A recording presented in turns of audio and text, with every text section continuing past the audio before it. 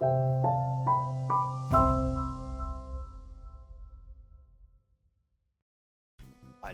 بلایته گروش غزنفری هم از وبسایت جرمنی گروپ. امیدوارم که حال دل تک تکتون خوب و خوش و سلامت باشه. توی ویدیوی قبل اومدیم وبسایت آنابین، زاب و آنایکنونگ رو به صورت کلی و آلگماین بررسی کردیم. توی این ویدیو میخوایم نحوه پر کردن فرم زاب رو بررسی کنیم و نحوه ثبت نام تو سایت بوند آیدی رو بهتون بگم و برای 5 تا مقطع تحصیلی کاردانی، کارشناسی ناپیوسته، کارشناسی ارشد و دکترا توضیح بدم که این فرم باید به چه شکل پر بشه و باید نبایدهاشو توی پر کردن فرم زاب بهتون بگم. قبل از دیدن ادامه ویدیو لایک و سابسکرایب فراموش نشه. اون لایک و سابسکرایب خیلی کاری نداره، کلا اگر 2-3 ثانیه وقتتون رو میگیره ولی به من خیلی کمک میکنه. یک کامنت آلمانی هم برای من بذارین، ممنون ازتون. لوس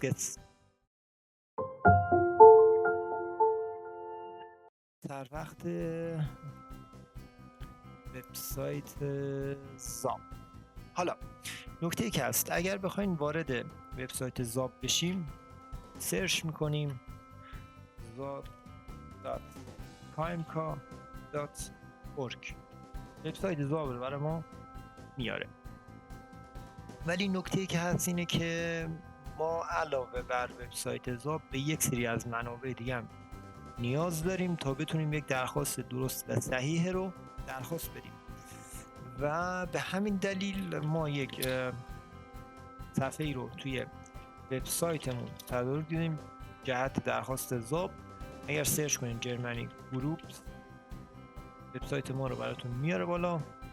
داخل وبسایتمون بشین، ما اینجا یه قسمتی تهیه دیدیم که لوگوی زاب نمایش داده میشه. ممکنه در آینده این صفحه اصلی وبسایتمون با تغییرات همراه باشه، ولی که ما این برای این 3 تا قسمت آنابین، زاب، آنایکنونگ و در آینده نزدیک اونیاسیس و بکیو پورتال و ایکیو نتورک توضیحات لازم رو براتون میذاریم. تو این قسمت زاب که وارد بشیم تمامی لینک ها و تمامی منابعی که جهت درخواست صحیح زاب نیاز داریم و ما اینجا گذاشتیم.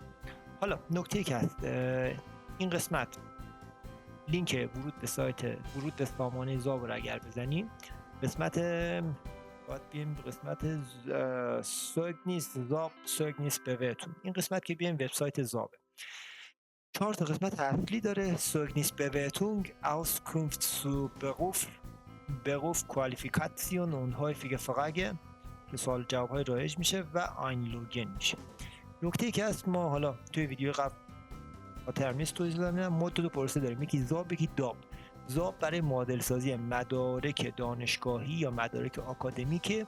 یه پروسه دیگه اینجا داریم به اسم داب. این پروسه داب برای مدارک حرفه‌ای. مثلا ما داخل ایرانمون مؤسسه‌ای داریم به اسم فنی حرفه‌ای و فنی حرفه‌ای میاد یک سری مدارک رو برای ما ایرانی‌ها تو رشته‌های مختلف صادر میکنه که این مدارک آکادمیک یا مدارک دانشگاهی نیستن و اینا رو اصطلاحاً باید داب بکنید. اگر نیاز باشه به کارفرما ارائه بدین، اگر نیاز باشه به اداره دولتی، نیاز باشه مثلا به سفارت ارائه بدین یا هر ارگان دیگه، اینو اصطلاحاً باید داب کنید. 2 تا پروسه داب و زاب داریم. حالا اگر وقت بکنم و چون معمولا این پروسه داب معمولا نیازی نیستش، جز الزامات نیست و کسی هم نمیدونه، توضیحاتش هم معمولا داخل یوتیوب نیستش. حالا اگر کسی نیاز داشت اینا رو خصوصی بیاد داخل تلگرام، به شماره تماس هم هست، به من پیام بدین تا راهنماییتون کنم. این قسمت آخر آینلوگن اگر بزنید یک عکسی رو میاره به اسم بوند آیدی. بوند آیدی چیه؟ بوند آیدی یک وبسایت تایید هویت دیجیتال در کشور آلمانه و برای اینکه شما بتونید داخل سامانه زاب ثبت نام کنید، ورود کنید و درخواستتون رو ثبت کنید، حتما باید از وبسایت بوند آیدی کمک بگیرین جهت رجیستر و ورودتون به سامانه زاب. حالا اینجا پیغام میدی که آقا برای اینکه بتونین وارد شین باید برین به سایت بوند آیدی. نکته که هست در مورد درخواست این سایت بوند آیدی، ممکنه وبسایت زاب یا وبسایت بوند آیدی دارای به روز رسانی هایی باشه. این معمولا این بالا، حالا یا قسمت این وبسایت زاب یا این بالاش یک آختونگ یا یک اطلاعیه سبز میاد، یا هم همین سایت بوند آیدی این بالاش یک اطلاعیه میاد میگه آقا مثلا ما به روز رسانی داریم، نمیتونید وارد شین یا فلان مشکل احتمالاً بخورید. اگر همچین پیغامی داشتین حتما دقت کنید. وارد این قسمت که بشیم، دو تا گزینه داریم. یکی کنتو اشتلنه که به معنی اکانت جدید درست کردن میشه. یکی آن ملدنه که اگر اکانت دارید یا اکانتمون رو ثبت نام کرده بودیم تموم شده بود، از این گزینه آن ملدن جهت ورود به سامان زاب و سایت بوندادی استفاده می‌کنیم. از اونجایی که ما اکانت نداریم کنتو اشتلن رو میزنیم. 4 تا گزینه داره. از این 4 تا گزینه فقط گزینه آخر شما دسترسی داریم، بنویس نام پسورد که میشه یوزرنیم و نام کاربری. این 3 تا گزینه دیگر رو به واسطه ایرانی بودنمون و کشورمون که عضو اتحادیه اروپا نیست، خب از این 3 تا گزینه اصلا نمیتونیم استفاده کنیم، مگر که حالا آلمان باشیم، پاسپورت یا ویزای آلمان رو داشته باشیم بتونیم از این گزینه دیگه استفاده کنیم که ما کار به این قضیه نداریم. بنویس نام پسورد رو که بزنیم، کنتو اشتلن که میشه اکانت جای درست کردن، هیموایزر شما قبول میکنیم. اینجا یک فرم جهت زاب میاد، انقده. خب جنسیتمون یا گشلشتمون رو مشخص میکنیم. هق میشه آقا، فقاو میشه خانوم، کاینا انگابه که میشه برای دوستان رنگین کمونیمون که کار نداریم. ما اینجا هق انتخاب میکنیم. دکتر گقد، اگر مدرک دکترا دارید انتخاب میکنید، اگر مدرک دکترا ندارید کاینا انگابه رو میزنید. خب اینجا نمیشه فرنامه، مثلا فرنامه میزنیم چی؟ میزنیم کوروش. تو پاسپورت های ما ایرانی ها تمامی حروف اسم و فامیل به صورت حرف بزرگ نوشته شده و ترجیحاً هم شما با این حرف بزرگ بنویسید. اگر با حرف کوچیک نوشتین زیاد تفاوتی نداره. بری. حالا این گزینه بعد چیه؟ این گزینه بعد میگه آقا اگر اسم و فامیلیتون تغییر کرده، اسم و فامیلی قبلیتون رو اینجا بنویسید. مثلا من اینجا می‌نویسم محمد. یه بوستاتون میشه تاریخ تولدتون، به میلادی باید بزنید، میزنم 1/1990. قسمت گبوس اورتتون و محل تولدتون رو مثلا من میزنم تهران، مثال اینا همش. آدرستون رو اینجا میتونید این گزینه رو بزنید، آدرس رو پر نکنید، ولی اگر میخواین پر کنید این لاند که میشه کشور، اورت مربوط به شهرتونه، پستال میشه آدرس کد پستیتون، اشتقاسه و هاوس نوما میشه خیابون و ارزم بزرگتون پلاک خونتون. حالا این قسمت میشه کانتاکت داتن. از این قسمت باید کشور ایران رو انتخاب بکنیم. خب این قسمت هم شماره موبایلمون رو وارد میکنیم. اینجا باید آدرس ایمیل رو وارد کنیم. خب نکته‌ای که هست اینه که یک گزینه داره اینجا نوشته ابزیشون سوای اف امفول. این چیه؟ این یک به حساب ورود 2 مرحله‌ای میشه. هر زمان که شما بخواید وارد اکانت بوند آیدیتون بشید، علاوه بر یوزرنیم پسورد یک کد تایید هم بهتون میده، به ایمیلتون ارسال میشه که اون کد تایید رو باید وارد بکنید تا بتونید وارد اکانت بشین و ترجیحاً خاموش بذارید باشه، روشن نذارید. این قسمت آدرس ایمیلتون رو وارد می‌کنید، گزینه وایتا رو میزنیم. حالا برای اینکه اطلاعات هم دیده نشه این قسمت رو رد میشیم. بعد از اینکه گزینه وایتا رو زدیم، به ایمیلمون یک کد 6 رقمی میاد. این کد 6 رقمی رو اینجا وارد می‌کنیم و گزینه وایتا رو میزنیم. خب اینجا همونطور که می‌بینید یک کد 6 رقمی اومده داخل ایمیلم. اینو ما کپی می‌کنیم و در اون قسمت وارد می‌کنیم.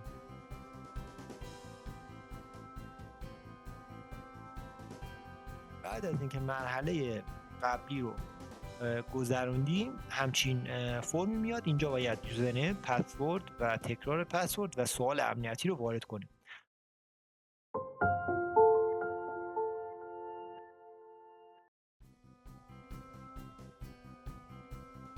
خب متاسفانه من بعد از دادن شیفت و علامت تعجب ریکوردم قطع شد و اون فرمی که مشاهده کردیم، یوزرنیم پسوردی که وارد کردیم، پسورد دارم که باید شامل حروف خاص مثل علامت تعجب، ادساین، علامت سوال یا هر حروف خاصی دیگه‌ای باشه پسوردتون باید شامل اون باشه، یه حرف بزرگ و یک حرف کوچیک انگلیسی باید باشه و مجموع طول رمزتون حداقل باید 12 تا حرف باشه. یوزرنیم وارد میکنید، پسوردتون هم 2 بار وارد میکنید.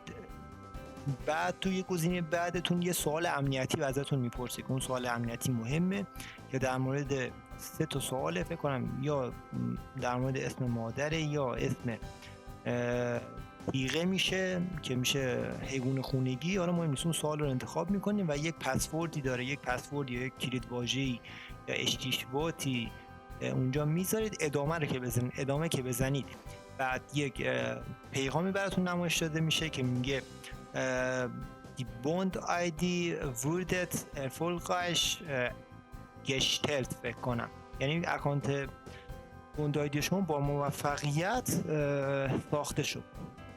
بعد از که اکانتتون با موفقیت ساخته شد، اون یوزرنیم پسوردی که شما یادداشت کردین رو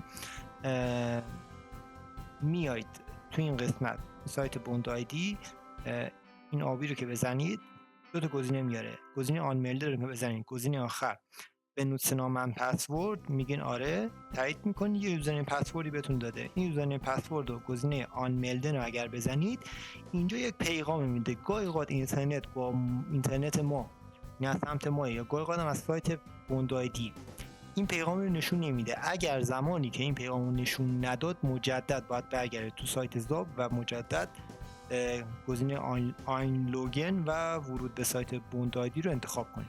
حالا نکته‌ای که هست این داره چی میگه Sie wurde jetzt zurückgeleitet zu Zentralstelle für ausländisches Bildungswesen. میگه آقا شما اگه این تایید رو بزنیم ما برمیگردیم به وبسایت اصلی زاب. حالا زاب مخفف چیه؟ زاب اینجا مخففش رو نوشته Central Stelle für ausländisches Bildungswesen، این مخفف زاب. حالا گزینه وایتا رو که بزنیم، برای همین دلیله که من این ویدیو برای بار 4م دارم، بار 5م شد دارم ضبط میکنم. حالا نکته‌ای که هست، همچی پیغامی ممکنه بهتون نشون نده. حالا اینو بهتون میگم چیه. برای که بخواید درخواست جدید ثبت کنین، قسمت سوگنیس بهتون گزینه آنتراگ یعنی درخواست رو میزنید. اینجا نوشته آنتراگ شتل. حالا داستان پیغامی چیه؟ داستان پیغامی اینه که زمانی که شما بخواید این فرم زاب رو پر کنید تایم محدودی داریم، مثلا باید 10 دقیقه یا 15 دقیقه، نمیدونم تایمش چقدره، این فرم رو پر کنید. اگر در این مدت زمان معلوم نتونید پر کنید، وبسایت زاب شما رو از اکانتتون میندازه بیرون و میگه مجدد وارد بشید. زمانی که مجدد وارد بشید همچی پیغامی میده، میگه آقا نوع انتقاق میخوای درخواست جدید ثبت کنی یا میخوای بگون نه انتقاق ادامه درخواست قبلی رو بری. خب ما متاسفانه میزنیم نوع انتقاق که میخوایم درخواست جدید ثبت کنیم. قسمت پرسونلیشه آنگابن، مشخصات فردی. رو انتخاب میکنم. فرنامه میشه کوروش، ناخنامه فامیلیه، فوقو نامن این شامل اسم و فامیلی میشه که تغییر داده باشین. اگر تو اسم و فامیلتون تغییرات نداشتین قسمت خالی بذارید. گبوستاتون میشه تاریخ تولدتون که میلادی باید وارد کنین. گبوس اوت میشه محل تولدتون، من به عنوان مثال شیراز رو انتخاب میکنم. گبوستلاند میشه کشور محل تولدتون که من ایران رو انتخاب میکنم. ناسیونالیتت میشه ملیتتون، حالا ملیت من ایران رو انتخاب میکنم و گزینه بعدی رو میذارم. خب برای قسمت دوم پرسونلیشه آنگابن، قسمت آدرس، نکته‌ای که از ابتدا یا نیمه 2024 به این ور 2 تا اتفاق مهم برای زاب افتاد. اولیش این بود که مقطع کاردانی به زاب اضافه شد. دومین نکتهش این بود که کل پروسه زاب آنلاین شد و تو سیستم قدیم شما زمانی که درخواست زاب ارسال می‌کردین این پروسه ارزم بزرگتون به صورت فیزیکال بود و باید مدارک رو پست می‌کردین و این آدرسی که اینجا وارد می‌کردین مهم بود، چون قرار بود مدرک که زاب براتون صادر می‌کنه به ایران پست بشه. خب این آدرس خیلی مهم بود ولی الان اهمیت آنچنانی نداره. و نکته‌ای که هست این قسمت سوگنیس به تونگ یا صفحه اصلی اگر بیاید اینجا این گزینه نمونه مدرکی که زاب براتون صادر میکنه خود وبسایت زاب براتون گذاشته، کار نداریم ما. بریم سر وقت پر کردن. این آدرس هم که میخوایم پر بکنید آدرس تو زبان آلمانی از کوچیک به بزرگه، برخلاف ایران که مثلا ما می‌نویسیم ایران، اصفهان، چهارراه شریعتی مثلا، میریم پایین. اینا برعکسن، از پلاک خونه شروع میکنن تا به کشور برسن که ایران برسن. اینجا آدرس ایمیلتون رو وارد میکنید، اینجا شماره تماستون یا شماره موبایلتون رو وارد میکنید. گزینه ادامه رو که بزنیم اولین پیغام براتون میاد. پیغام چی میگه؟ داره میگه که آقا آیا درخواست قبلی داشتید یا خیر. نکته که هست، اگر شما، حالا من توی ویدیو قبل توضیح دادم بچه‌هایی که مستر دارن یا فوق لیسانس دارن، خیلی هاشون دوست دارن که مسترشون رو ارزم به حضورتون معادل سازی بکنن یا فوق لیسانسشون معادل سازی بکنن. حالا بنا به دلیلی که تو ویدیو قبل گفتم این کارو نکنید، بعدن این کار رو انجام بدید. اگر قبلا درخواست معادل سازی دادید، مثلا لیسانس معادل سازی کردید یا فوق لیسانس معادل سازی کردید، الان میخواین مقطع بعدیتون رو معادل سازیشو انجام بدید، اینجا میذارین آره من معادل سازی قبلا انجام دادم، شماره رجیستر نمایی که توی درخواست قبلیتون بوده اینجا وارد میکنین. اگر هم درخواست قبلی نداشتین که این گزینه 9 رو میذارین و ادامه فرم رو میرین پر میکنین. حالا اینجا گفته که سو بوتن دا هوخشول آبشلوس. این هوخشول آبشلوس چیه؟ این حالا ادامه بهتون میگم.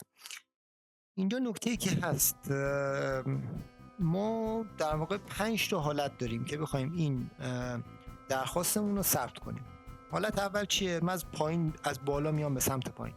حالت اول این که ما بخوایم مقطع دکترامون رو معادل سازی کنیم. خب زمانی که مقاطع، و اولا که مقاطع وقتی میخوایم داخل اینجا وارد کنیم از مقطع بیشتر به مقطع کمتر میریم. یعنی اگر خواستیم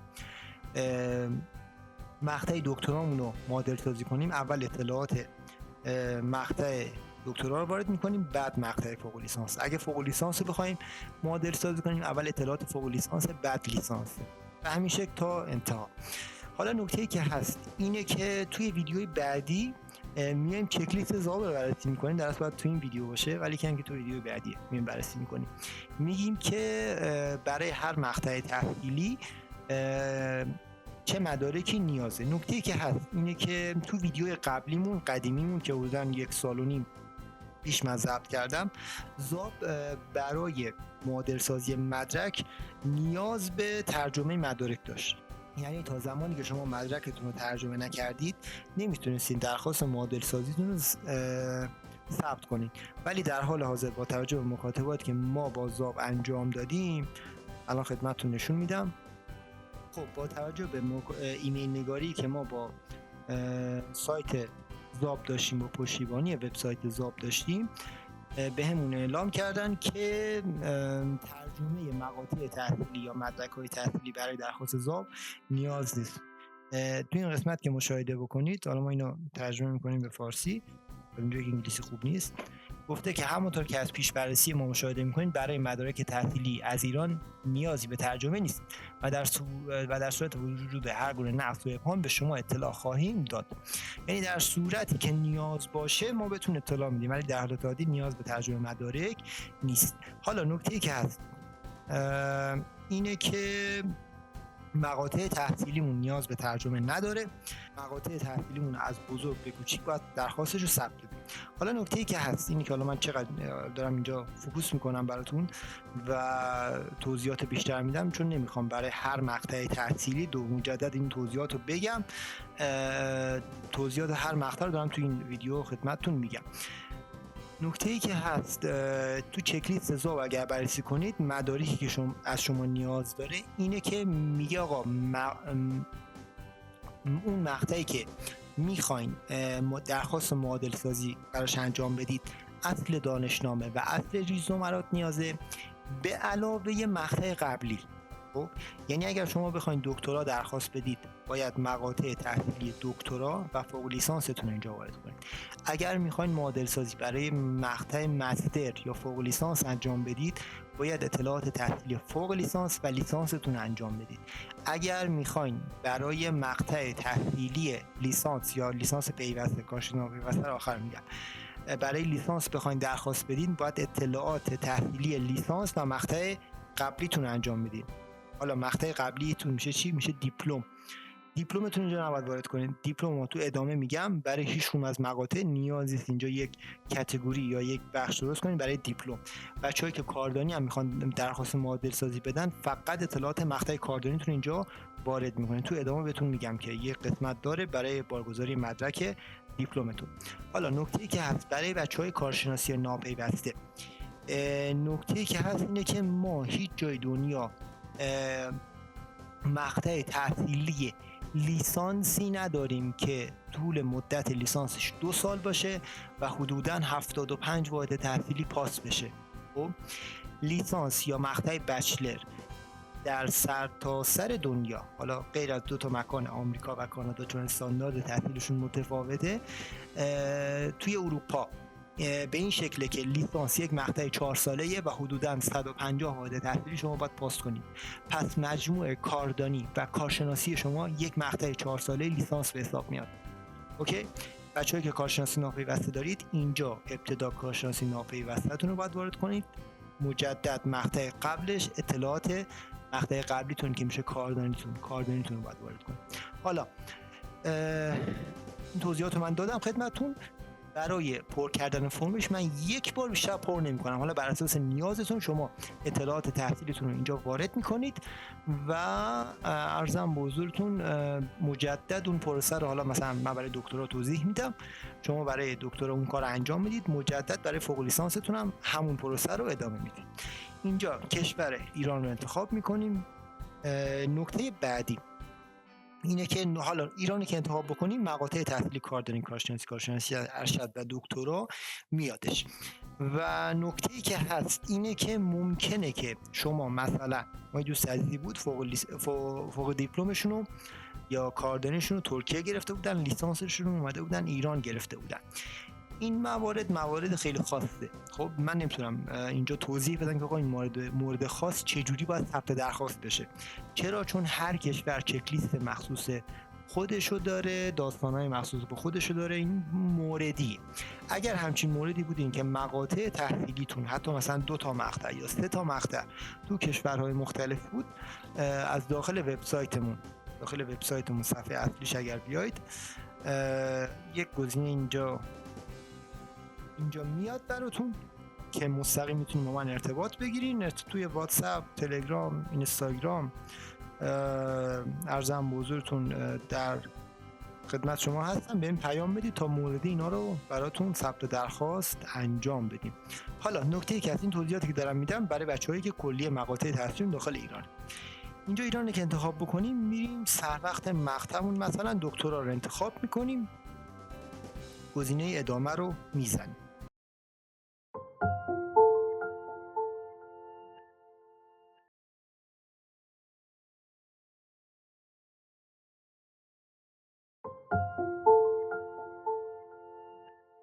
اینجا باید اطلاعات مقطع تحصیلی دکترامون رو وارد کنیم. بعد از اینکه اطلاعات تحصیلی دکترامون رو وارد کردیم، مجدد توی سطح بعد اطلاعات مقطع تحصیلی قبلیمون که فوق لیسانسمون میشه مشابه همین مجدد وارد میکنیم. حالا این فیلدایی که هست باید من دیگه باید بیام جلو، تکیه باید ندم بیام جلو. این فیلدها رو باید بر چه اساس پر کنیم؟ اصل و اصول درخواست ضابط به این شکله. توی ویدیو قبل ما توضیح دادیم بهتون که وبسایت پایگاه داده آناوین صرفاً جهت اطلاع متقاضیه و به عنوان درخواست رسمی حساب نمیاد. یه سوالی که پیش میاد اینه که خب اینا که اگه قرار اول تا آخر ما درخواست رسمی بدیم، این چه کاریه که ما اطلاعاتمون رو بریم مجدد انگار از سوی پایگاه داده آناوین اطلاعات تحصیلیمون رو در بیاریم. نکته‌ای که هست اینه که بوخشتابیقه یا اسپل یا هیجی کلماتی که ما به زبون فارسی داریم زمانی که میخوایم به زبون آلمانی برگردونیم متفاوته. مثل فینگلیش نیست. مثلا می‌نویسیم سلام، مثلا سلام که می‌خوایم بنویسیم می‌نویسیم چی؟ می‌نویسیم سلام. مثلا می‌خوایم بنویسیم چطوری می‌نویسیم چی؟ می‌نویسیم مثلا چطوری. این میشه فینگلیش. ولی زمانی که ما بخوایم زبون فارسی رو به زبون آلمانی برگردونیم اصلا همچین حالتی نیست و این فیلدها رو باید بر اساس قاعده خودش پر کنیم. اگر بریم داخل وبسایت آنابین، اینجا anabin.kmk.org دو قسمت داره. یه قسمت اینستیتوت داره این بغل، یه قسمت داره هوخشول آبشلوسه. اینجا چه فیلدی داشتیم؟ اینجا فیلد داشتیم هوخشول آبشلوسس. این فیلد اینجا رو ما باید بر اساس پایگاه داده آنابین پر کنیم. حالا هوخشول آبشلوس چی میشد؟ میشد عنوان مدرک تحصیلی شما در واقع. البته اینا معنیاش ممکنه متفاوت باشه، ولی من دارم قول معروف به صورت فارسی روان توضیح میدم. ممکنه با اون معنای اصلیش یکم متفاوت باشه، ولی اصل داستان یکیه. اینجا قسمت لندا ایران که انتخاب بکنیم، حدوداً 1628 تا رشته تحصیلی از ایران میاره که ما باید بگردیم دنبال رشته تحصیلیمون. نکته‌ای که هست، چون بوخشتابیقش فرق داره، اینجا هر چی سرچ بکنید نمیاره براتون و این یک باگ وبسایت آنابینه و برطرف هم نمیشه و نخواهد شد. نکته‌ای که هست، ما مجدد تو وبسایتمون یک بخش درست کردیم به اسم آنابین فارسی. یعنی اومدیم این پایگاه داده آنابین رو برای رشته تحصیلی و برای اینستیتوت که میشه دانشگاه یا اون مؤسسه‌ای که درس خوندید، کل اینجا حالا من بزنم ایران رو که انتخاب بکنید، حدوداً 1100 تا اگب نیست یا نتیجه میاره. اینجا هم 1628 نتیجه میاره. کل این 2700 تا اطلاعات رو اومدیم داخل وبسایتمون براتون به صورت رایگان تهیه دیدیم و این تهیه دیدن به چه درد میخوره الان خدمتتون میگم. اینجا سرچ کنید جرمنی گروپس، وبسایت ما رو که اون آورد بالا. البته ممکنه گاهی هم کند باشه این داستان دیگه، به بزرگواری خودتون ببخشید. اینجا ما یه قسمت جدا تهیه دیدیم برای پایگاه داده آنابین. 13 تا مقاله من آماده کردم که در حال حاضر بدون ویدیوی، اگر که حمایت بکنید از ما و فاکتورهای ضابطتون رو بیاین پیش ما پرداخت بکنید، من میتونم انرژی بگیرم این قسمت‌ها براتون تکمیل کنم، وگرنه که متاسفانه میمونه همینجا و شما میمونین و کوهی از ویدیوهایی که داخل یوتیوب بستر یوتیوب و آپارات و کلی افراد متخصص تلگرامی که هیچ اطلاعاتی ندارن، مجبورین منابعتون اونا از همچین افرادی بگیریم. خب اینجا اگر بیایم پایین، ما این 15 تا مقاله رو تهیه دیدیم. قسمت هفتم و قسمت هشتمش مربوط به رشته های تحصیلی معتبر و دانشگاه های تحصیلی معتبر آلمان میشه. اینایی هم از اونجایی که مقالات یک اون به حال اون 1600 تا اگب نیستی که ما اینجا نشون دادیم، اینا یکم حجیمه و این مقالات کلا دیر لود میشه و دیگه وبسایت ایرانیه دیگه، متاسفانه خوشبختانه یکم باید صبر کنید تا اینا لود بشه براتون. خب بعد از اینکه این مقالات لود شد، 2 تا مقاله هست، یکی رشته ها و مدارک دانشگاهی معتبر، یکم دانشگاه ها. ما این قسمت اومدیم مقاطع تحصیلی رو به تفکیک مقطع تحصیلی اینجا براتون نوشتیم: کاردانی، کارشناسی ناویبسته، کارشناسی ارشد، دکترا، دکترا حرفه‌ای و دکترا تخصصی. اینجا شما امکان اینو داریم که به فارسی سرچ کنین، مثلا می‌نویسین مهندسی، مثلا می‌نویسین برق، تمام رشته‌های کاردانی که تو حوزه برق هست براتون میاره. یا تو مقطع کارشناسی ناپیوسته سرچ میکنید برق، تمام چیزایی که مرتبط با برق براتون میاد. برای کارشناسی ارشد هم حتی همین شکلی. همچین امکانی توی قسمت پایگاه داده آنابین نیست. خب توی این قسمت هوخشول آبشلوس اگر سرچ بکنید برق، تنها چیزی که توش میاره چیه؟ میزنه که فودیزه آوسفال ورده کاینه بلا بلا بلا. اینه ما همچین چیزی رو پیدا نکردیم. و نکته‌ای که هست اینه که این متنی که اینجا نوشته، مثلا میشه کارشناسی ارشد رشته مهندسی برق، این میشه چی؟ این میشه همین قسمت نام دس هوخشول آبشلوسس، این میشه متن به حساب اون رشته تحصیلیتون که عیناً باید وارد کنید. ما کل اینو ترجیحاً ممکنه که این متن رو ما ممکنه اشتباه نوشته باشیم. حالا مثلا توی 1000 تا 1100 تا 1600 تا رشته تحصیلی ممکنه 50 تاش اشتباه نوشته باشیم، ولی اینو باید مجدد از اینو توی پایگاه داده آنابین وارد کنید و اون اسم اصلی که میاره از اینجا کپی کنید. اینجا بس کشور ایران که انتخاب کنید، رشته‌های مختلف که آورد، این گزینه اولش نوشته آبشلوس، این بر اساس رشته‌تون انتخاب میکنید. مثلا ما اینو کپی میکنیم، دکترای رشته علوم سیاسی، اندیشه های سیاسی میشه رشته ای رو انتخاب کردیم، این گزینه میشه آبشلوس. اینو ما کپی میکنیم برای قسمت نام des Hochschulabschlusses. میرسیم به قسمت اشتودینگانگ. در واقع میشه ترجمه آلمانی عنوان مدرک تحصیلیتون. اینو باید از کجا در بیاریم؟ اینو ما توی سیستم قدیم از ترجمه مدرک در می آوردیم.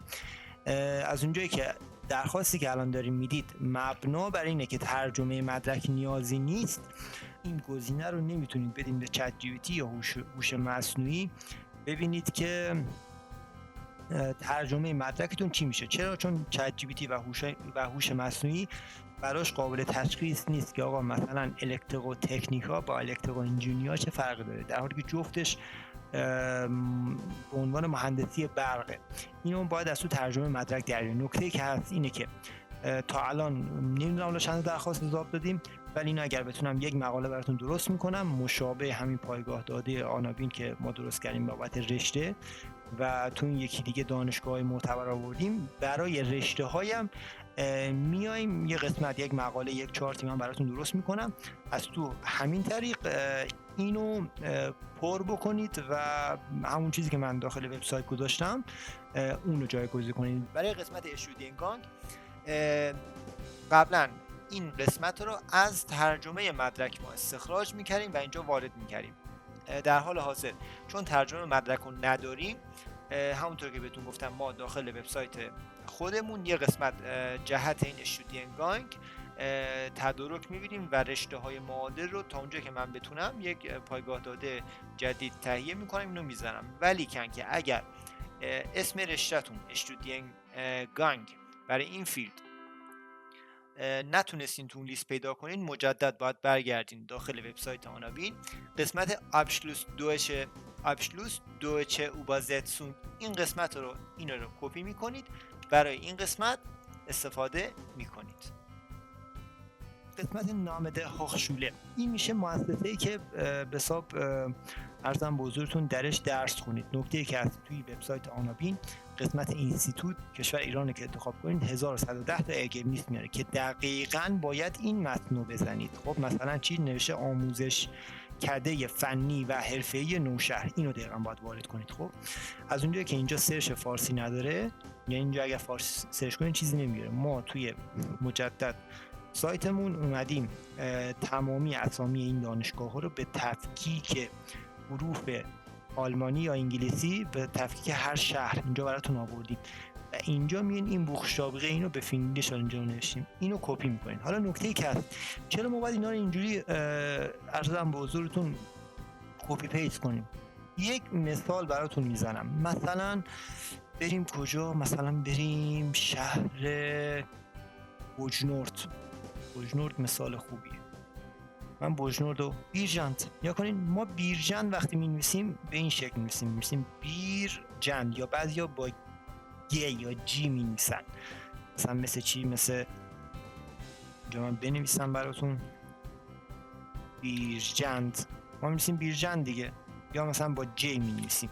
این داستان داره. داستانش چجوریه؟ داستانش اینجوریه که بیرجند و آلمانیا بیرد جند می‌نویسن، نمی‌نویسن بیرجند، می‌نویسن بیرد جند.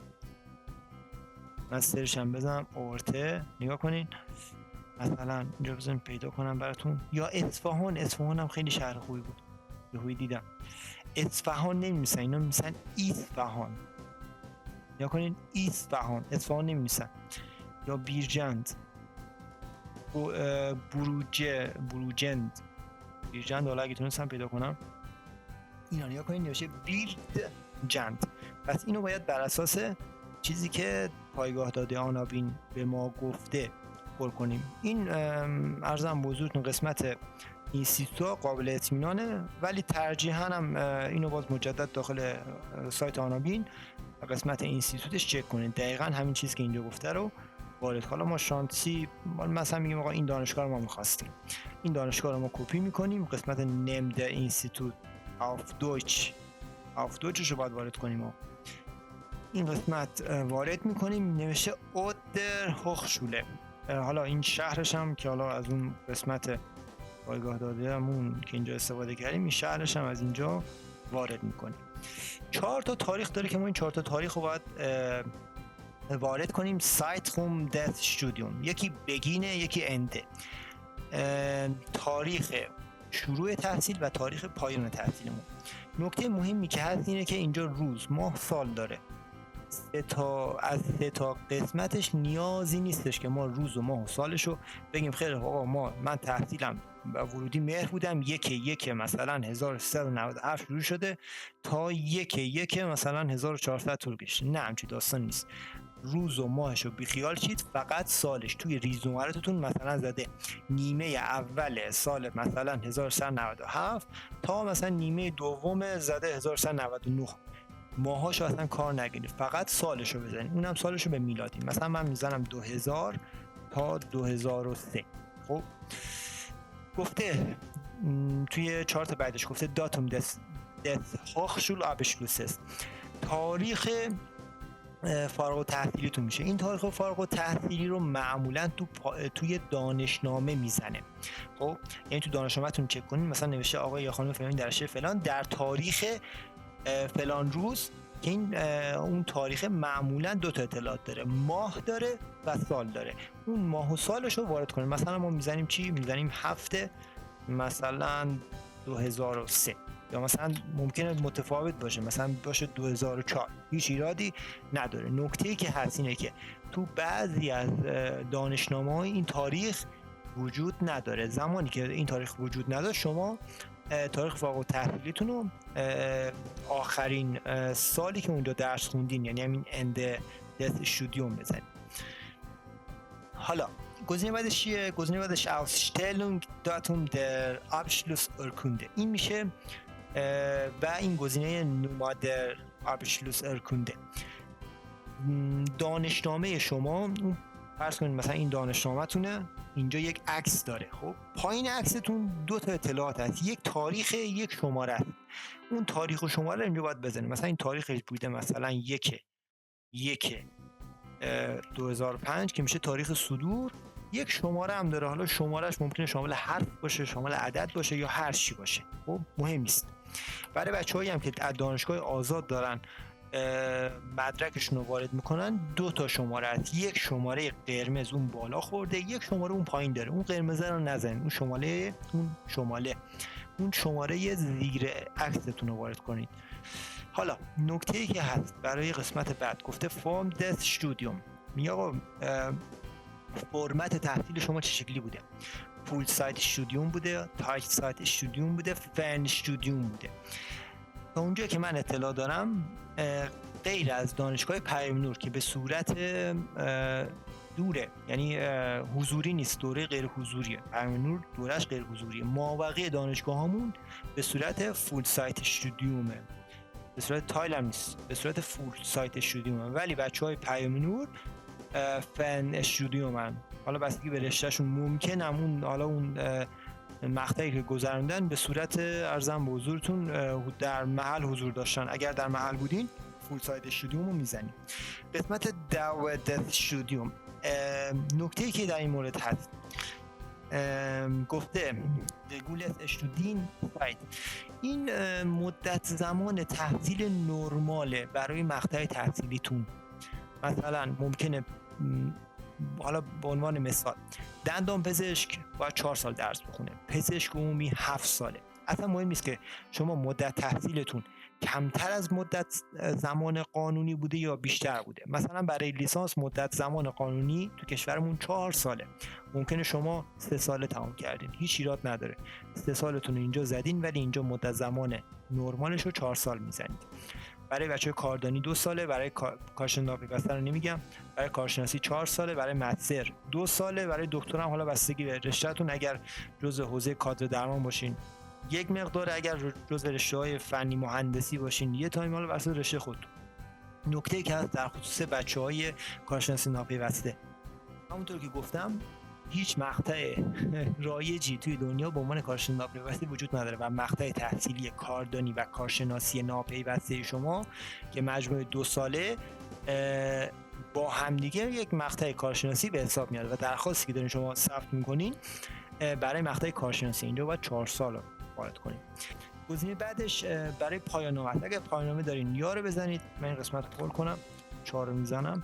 اگر پایان نامه دارین یا رو بزنید، اگر پایان نامه ندارین 9 رو میزنید. قسمت بلو کارت ایو، اینجا اگر قرارداد کار دارید، جدا از این که قرارداد کارتون شامل بلو کارت هست یا نیست، اگر قرارداد کار دارید یا رو میزنید، اگر قرارداد ندارید گزینه 9 رو میزنید. گزینه بعد میزنیم ادامه. خب اینجا الان اروری که گرفتیم میگه آقا از سایت سابسوگنیس خارج شدی، لطفا دوباره وارد شو. اونجا گزینه آین لوگین اگر بزنیم مجدد بریم داخل وبسایت بوند آیدی. خب نیاز به یوزرنیم پسورد نبود، وارد شد. گاهی اوقات ممکنه وارد سایت بوند آیدی بشه و از اونجا بعد مجدد بیاین داخل این سایت زاب. اینجا اون پیغام مهم است، میگه آقا درخواست جدید میخواین ثبت کنین یا ادامه درخواست قبل. ما میگیم ادامه درخواست قبل رو میخوایم بریم. گزینه وایتا رو میزنیم، میگیم نه درخواست قبلی نداشتیم، نیا کنیم اون مقطع قبلی اون اومد. حالا اینجا دوباره اطلاعات رو باید وارد کنیم، معمولا اینجا میاد، یعنی اون اطلاعاتی که اینجا وارد کردیم و میاره. اگر هم نیورد مجدد مجبوریم این قسمت ها رو پر کنیم. حالا من صرفا یه چیزی تایپ میکنم تو اینا که بتونیم این قسمت رو بگذاریم بریم مرحله بعد.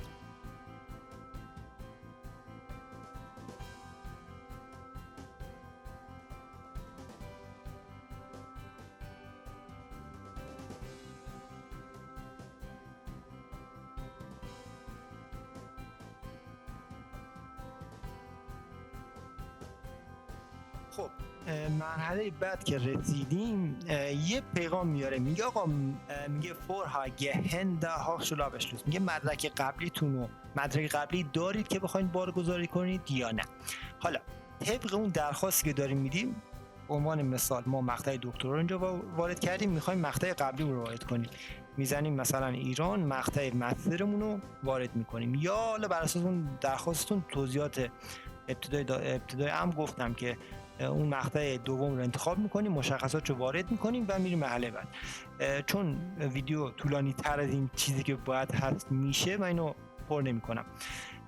2 تا نکته دیگه هم هست در خصوص این 2 تا گزینه. یکی گزینه سکوند سوگنیسه که این به فارسی بخوایم ترجمهش کنیم میشه مدرک دیپلم. این گزینه اگر بزنید حالا تو این الان پیغام نمیده، خود زاب میگه که ما این مقطع مدل سازی انجام نمیدیم براش. گزینه بعدیش هم ماین ابشتت نیش این در لیست، میگه آقا مقطع تصمیم من توی لیست نیست که این گزینه رو نباید بزنید، به این گزینه مثلا کار نداریم ما.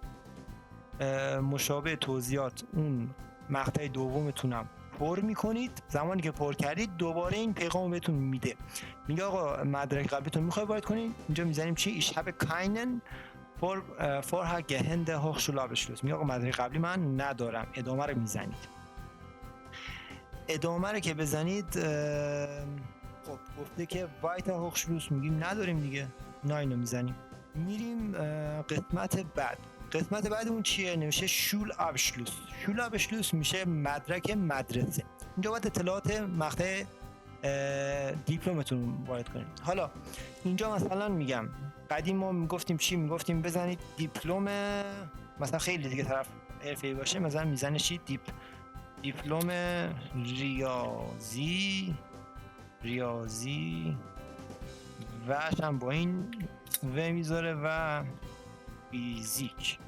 آیا این درسته؟ نه اشتباه. تو پایگاه داده آنابینمون مجدد که بیاین، تازه ما خیلی از دوستان فهمیدن پایگاه داده آنابین کاربردش چیه. قسمت شول آبشلوس میست هوخ شول سوگان رو که بزنیم یک قسمت میاره. اینجا باید قسمت لندا ایران که انتخاب کنیم، تمامی مقاطع تحصیلی که مربوط به دیپلمه میاره. مثلا زده چی؟ شاخه فنی حرفه‌ای رشته بلا بلا بلا، شاخه کار دانش رشته بلا بلا بلا، شاخه نظری رشته. حالا بر اساس اون نوع دیپلممون اینجا ما انتخاب میکنیم. مثلا این گزینه نوشته رشته نظری رشته ریاضی فیزیک. اینو ما باید کپی کنیم توی این قسمت اسمش، باید به این شکل پر کنیم. کشورمون رو انتخاب میکنیم، کشور ایران انتخاب میکنیم. اینجا چیه؟ نمیشه آبشلوس داتوم، تاریخ فارغ التحصیلیتونه. توی دانشگاه هم چک کنیم، مثلا نیم سال 77 تا 78 مثلا، حالا 77 یا 78 اینو باید چک کنید ورود دانشگاهتون کی بوده. خب مثلا ورود ترم یک ورود دانشگاهتون، حالا خیلی از ما نمیدونیم آقا واقعا 77 بود یا 78 بود. ترم ورود یک دانشگاهتون توی فرم قبل مثلا دیدیم که آقا من سال مثلا میگم 88 ورود کردم به دانشگاه. خب اون بعد سال قبلش بدن 77 بزنید و با توجه به سنتون هم میشه حساب کنید. اگر دیپلمتون 11 ساله بوده باید تاریخ تولدتون ببینید کی بوده، از 7 سالگی رفتین مرسه و اون سالشو در بیارین. اگر دیپلمتون 12 ساله بوده خب به همون نسبت باید متوجه بشین تو چه تاریخی فارغ التحصیل شد، اون سالشو اینجا وارد میکنیم. مثلا ما میزنیم 2000. گزینه وایتا رو که بزنیم میره مرحله بعد، قسمت دکومنته.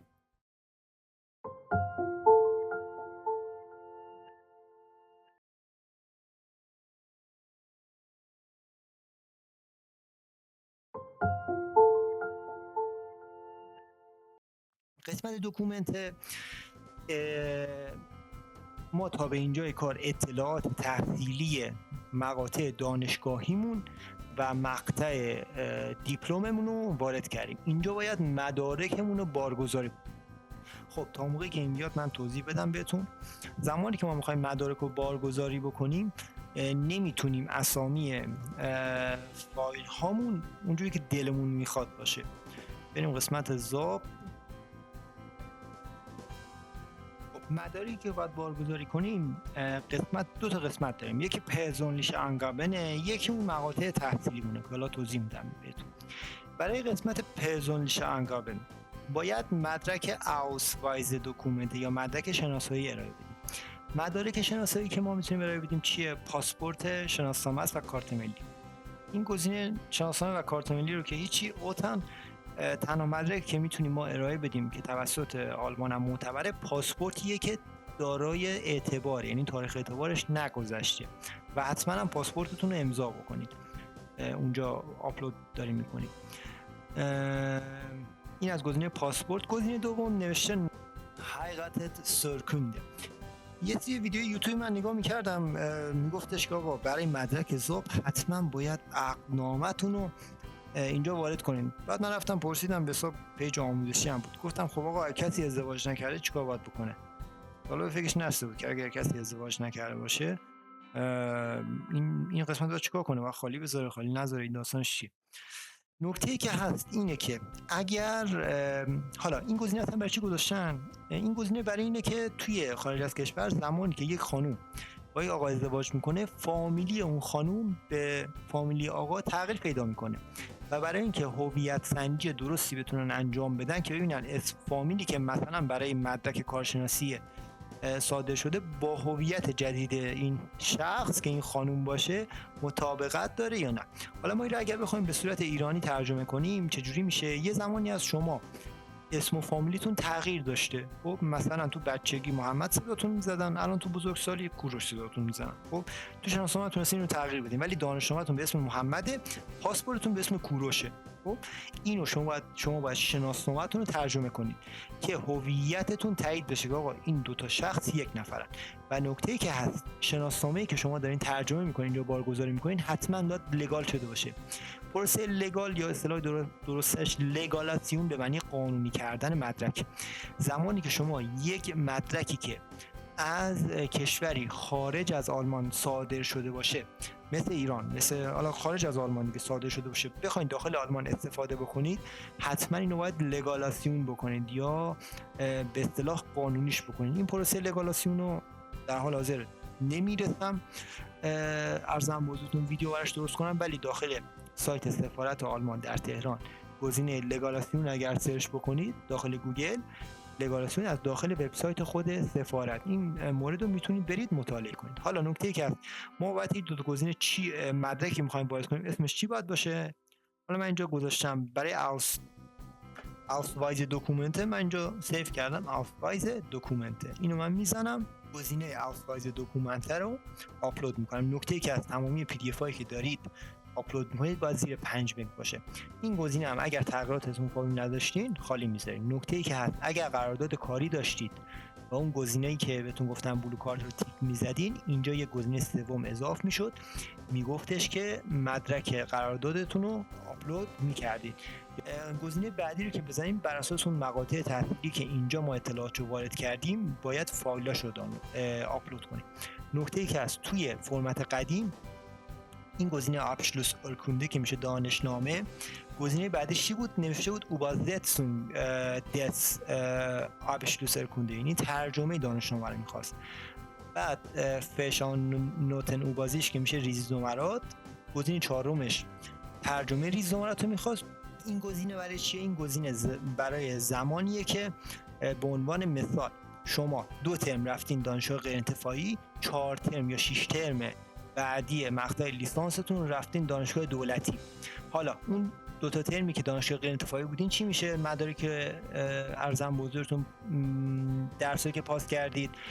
حالا تو خارج از کشور شاید روال این شکلی باشه که مدرک جدا صادر میکنن، ولی نکته‌ای که هست، داخل همه دانشگاه ایران زمانی که شما دانشگاهتون رو عوض بکنید، یک گواهی دانشگاه قبلی صادر میکنه، میگه آقا این درس‌ها رو اینجا گذروندید، و توی ریزنمرات دانشگاه جدیدتون که صادر میشه اون ریزنمرات دانشگاه قبلیتون رو میزنه، وارد میکنه. پس اینجا برای ارزم بزرگتون برای این قسمت مدرکی نمیخواد آپلود کنید از دانشگاه قبلیتون و به صورت اتوماتیک وار تو اصل مدارکتون این داستان هست. پس نکته‌ای که هست اینه که این قسمت ترجمه مدارک برای زاب برای این قسمت برداشته شده. برای آبشلوس ارکونده شما فقط دانشنامه رو آپلود میکنید. اینجا مثلا مینویسین کاردانی، مقطع رو بنویسید که قاطی پاتی نشه، کاردانی یه اسلش یا یک نقطه یا نمیدونم یه چیزی بذارید، آبشلوس ارکونده رو بزنید که مشخص باشه برای کدوم مقطع چیه. فشان اون نوتن اوبازیش هم میشه ریزنمرات. این گزینه رو هم حالا میزنید، ما اینجا کاردانی رو چیز کردیم. بر اساس مقطع خودتون مدارک درست رو بارگذاری می‌کنید. تو این قسمت هم اگر ترجمه مدرکتون بود اینجا بارگذاری کنید، اگر هم نبود زیاد اهمیتی نداره. گزینه بعدی رو که بزنید، اینجا ما فقط یک مقطع اضافه کرده بودیم، ممکنه شما 2 تا مقطع باشه. مجدد برای مقطع بعدیتونم ارزم به حضورتون مدارک رو آپلود میکنید. این گزینه به هیچ چیز دست نمیزنید. اگر قرارداد داشتید یادتون رفته بود آپلود کنید، این گزینه رو میزنید، اگه نه که کار نداریم این گزینه. قسمت اینم رد میکنیم، بره مرحله بعد. فاکتوری که براتون صادر میشه 208 شروعه. این هم بهتون میگم که چجوری باید پرداخت بکنید. ارکلغونگ اینا رو هم همه رو تایید میکنید و گزینه وایت ها رو میزنید. خیلی خوب.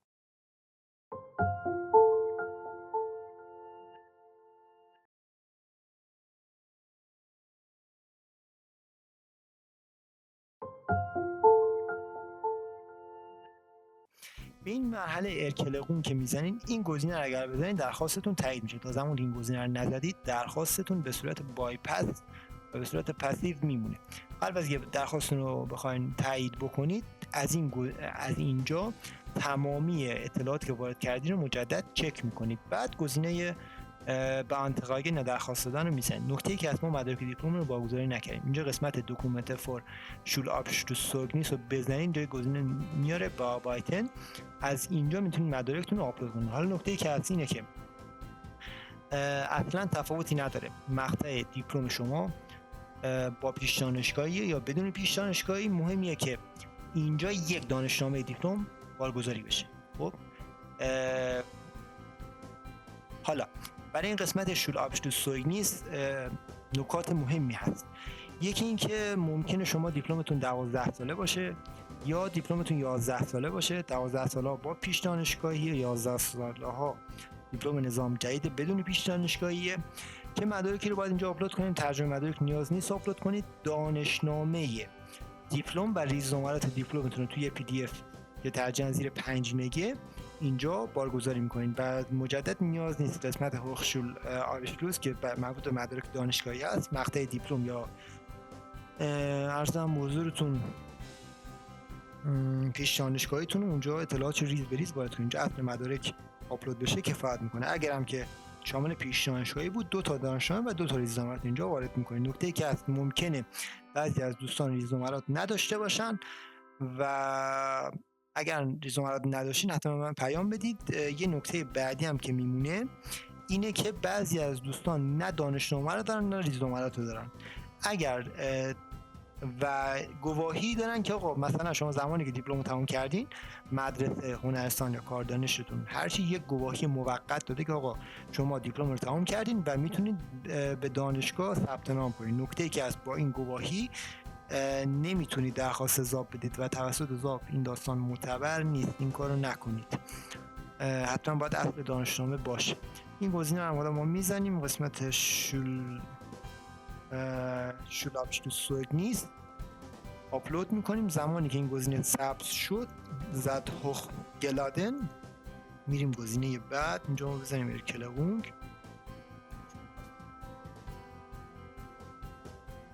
گزینه وایتا رو میزنیم. حالا نکته ای که از این که این گزینه گفته نخیشن اندیزاب، اگر که نوشته پیشنهاد چیزی دارید میتونید اینجا وارد کنید که ترجمه خالی بذارید.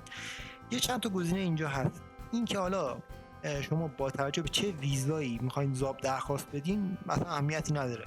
یعنی چی؟ یعنی که آقا شما اگر بخواین کاری برید، بلو کارت برید، بخواین برای تحصیلی برید، این گزینه صرفا جهت اطلاع ضابط که آقا این درخواست ضابط رو میدید برای چه موردی میخواین، برای چه تایپ ویزایی میخواین اقدام کنین، یا داخل آلمان هستین نیستین، برای چیه. خلاصه این صرفا جهت به قول معروف اطلاع ضابط، زیاد اهمیتی نداره.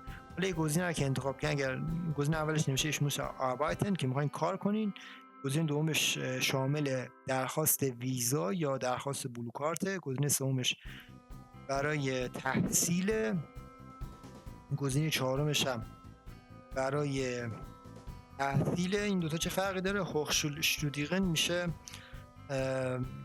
اکادمیشه، گقاد میشه برای مقاطع دانشگاهی مثل بچلر رو، در واقع بچلر نمیشه چون کسی که ضابط میده حداقل لیسانس داره. برای مستر به بالا میشه این گزینه هم برای بچلر میشه و به پایین نداره برای بچلر میشه. این زونست هم میشه سایر. حالا میتونیم ما همش هم بزنیم یا ما برای همه اینا میخوایم اقدام کنیم، هر چی شد زیاد اهمیتی نداره این گزینه. بعد وایتا رو که بزنیم چند تا 2 تا پی دی اف ما میده. قسمت ماین بقاش اگر برین قسمت ماین نخیشتن اینجا 2 تا پیغام به ما میده که در واقع 2 تا پی دی اف ما میده. یک پی دی اف که شامل ارزم به حضورتون فاکتورتونه، یک پی دی اف دیگه هم که این یکی باشه خلاصه درخواستتونه. این خلاصه درخواستتونه، حتما سیو داشته باشید. این گزینه دیگه هم فاکتور براتون صادر میشه. فاکتوری که براتون صادر میشه حدوداً 3 هفته مهلت پرداخت دارید. این دقیقاً پایینش نوشته بیت زالنزی بتقاگن فون 208 یورو تا این تاریخ مهلت پرداخت دارید، وگرنه باید مجدد دوباره درخواست بدید. بعد نکته‌ای که هست برای این پرداخت ضابطتون، با توجه به اینکه ایران زندگی میکنیم ما و پرداخت ارزی نداریم، باید از وبسایت‌های واسط مثل ما کمک بگیرید. متاسفانه یا خوشبختانه ما اینجا 2 تا محصول گذاشتیم براتون. قیمتی که داریم بهتون پیشنهاد میدیم از تمامی وبسایت ها، از همه ارزونتره و هیچ وبسایتی نیست که از ما ارزونتر بگیره. از این 100% میگم اگر وبسایتی بود به من بگین، باز این قیمت رو ما میارم پایین‌تر، مشکلی نداره اگر راه داشته باشه. خب نکته‌ای که هست اینه که ما اینجا 2 تا محصول براتون داخل وبسایت قرار دادیم. یکی برای پرداخت فاکتور ذابیکم، برای تکمیل فرم ذاب. اگر این فرم ذاب رو نتونستین تکمیل کنید، ما براتون این کار رو انجام میدیم. اگر تونستین تکمیل کنید و ارزم به حضورتون نیاز به پرداخت ذاب فاکتورش بود و آشنایی یا خلاصه کسی رو نداشتین که از خارج از ایران بتونه این فاکتور رو پرداخت بکنه، به ما پیغام بدید داخل واتساپ، تلگرام یا هر جای دیگه فاکتور ذابتون بتونیم پرداخت بکنیم. برای ثبت نام یا پر کردن فرم ذاب اگر نیاز داشتیم ما یک 20 یورو از خدمتتون میگیریم. اگر هم بابت این 20 یورو مشکلی داشتید، مشکلی نداره، من این 20 یورو رو میتونم بعداً ازتون بگیرم. مثلا شما فاکتور ذابتون رو این ماه پرداخت بکنید، ماه بعد یا حتی 2 ماه بعد این هزینه فرم پر کردن فرم رو 2 ماه بعد من بدین، من از این لحاظ مشکلی ندارم. بعد نکته بعد که میمونه اینه که خب زمانی که شما فاکتور ذابتون رو پرداخت بکنید، حالا من این اطلاعات رو بگم چون خیلی از بچه‌ها میان من مجبورم هی هر وایس بدم. زمانی که فاکتور ذابتون رو پرداخت میکنید از سمت ما حدوداً 2 روز کاری زمان میبره، غیر از شنبه یک شنبه این فاکتور ذاب به سامانه ذاب یا به حساب ذاب بشینه و طول مدت صدور مدرک ذاب، چیزی که خود ذاب اعلام میکنه میگه حدوداً 3 ماه، ولی چیزی که تجربه‌مون میگه بین 55 روز حداقل تا نزدیک مثلا 75 روز یا 80 روز طول میکشه، بستگی به بازه زمانیش متفاوته. توی تابستون خب طبیعتاً درخواست‌ها بیشتره، تا 85 روز ممکنه طول بکشه، ولی تو بازه زمستون زودتر صادر میشه. یعنی ما تا 50 روز هم مدرک داشتیم که صادر شده بود. اگر قرارداد کاری هم داشته باشین 2 روزه صادر میشه. نکته‌ای که از ما توی کانالمون قسمت آنابین ذاب عرضم به حضورتون که رضایت مشتریامون رو گذاشتیم. حالا توی وادیوهای دیگه هم فعالیت داریم، اگر نیاز داشتیم ما پیام بدید.